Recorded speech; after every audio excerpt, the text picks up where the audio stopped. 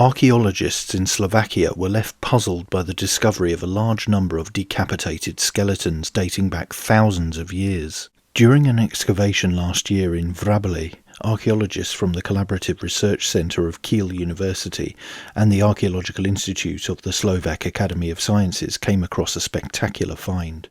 The remains of 38 individuals were found in a ditch surrounding the settlement. Their well-preserved skeletons were jumbled together, and all of them were missing their heads, with the exception of a young child. How, when, and why these people's heads were removed are central questions for future investigations. The team had already uncovered headless skeletons at the site previously, and project leader Professor Dr. Martin Vorholt said, "We assumed to find more human skeletons, but this exceeded all imaginations." The site of Vrabely Velké Lehembe, 5,250 to 4,950 BC, was one of the largest settlement sites of the early Neolithic in Central Europe, and has been a research focus for several years. The archaeological artefacts from the site are associated with the linear pottery culture. A total of 313 houses in 3 neighbouring villages were identified by geomagnetic measurements. Up to 80 houses were inhabited at the same time, an exceptional population density for the period. The southwestern of the 3 settlements was surrounded by a 1.3 kilometre long double ditch and was therefore separated from the others. Some areas were reinforced with palisades, but experts say that should not be interpreted as a defensive structure, rather as a boundary marking the village area. During the excavations in the summer of 2022, the Slovak-German team uncovered the remains of at least 38 individuals, spread over an area of around 15 square metres. One on top of the other, side by side, stretched out on their stomachs, crouched on their sides, on their backs with their limbs splayed out. The position of the skeletons does not suggest that the dead were carefully buried. Rather, the position suggests that most of them were thrown or rolled into the ditch.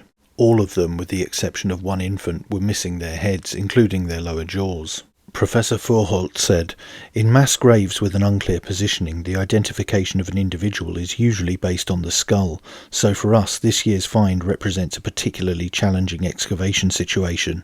So was the find evidence of Stone Age headhunters or a skull cult? While the skeletons were being recovered, the first questions began to arise. Were these people killed violently, perhaps even decapitated? How and when were the heads removed? Or did the removal of the heads take place only after the corpses had decomposed? Are there any indications of the causes of death, such as disease? In what order were they placed into the ditch? Could they have died at the same time? Or is this not a single mass burial at all, but the result of several events, perhaps even over many generations? A few clues began to emerge.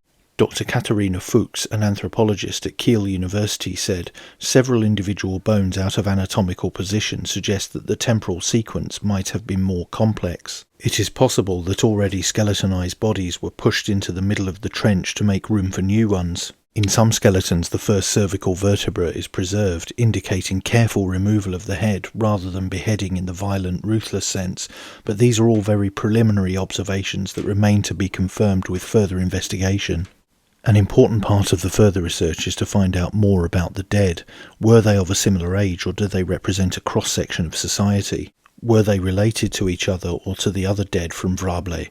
Were they locals, or did they come from far away? Did they share a similar diet? Can any social significance be inferred from the treatment of the dead? Answers can only be found in the interaction of detailed archaeological and osteological investigations, aDNA analyses, radiocarbon dating, and stable isotope analyses.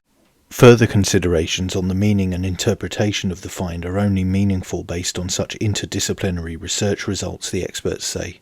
Another project leader, Dr. Maria Wunderlich, said, "It may seem obvious to assume a massacre with human sacrifices, perhaps even in connection with magical or religious ideas. Warlike conflicts may also play a role, for example conflicts between village communities, or even within this large settlement. Did these people fall victim to headhunters, or did their fellow villagers practice a special death cult that had nothing to do with interpersonal violence? There are many possibilities, and it is important to remain open to new insights and ideas, but it is indisputable that this find is absolutely unique for the European Neolithic so far." That's it for this video. Don't forget to like, share, and most importantly subscribe, and you can also support the channel on Subscribestar via the link in the description. Thanks for watching. Bye for now.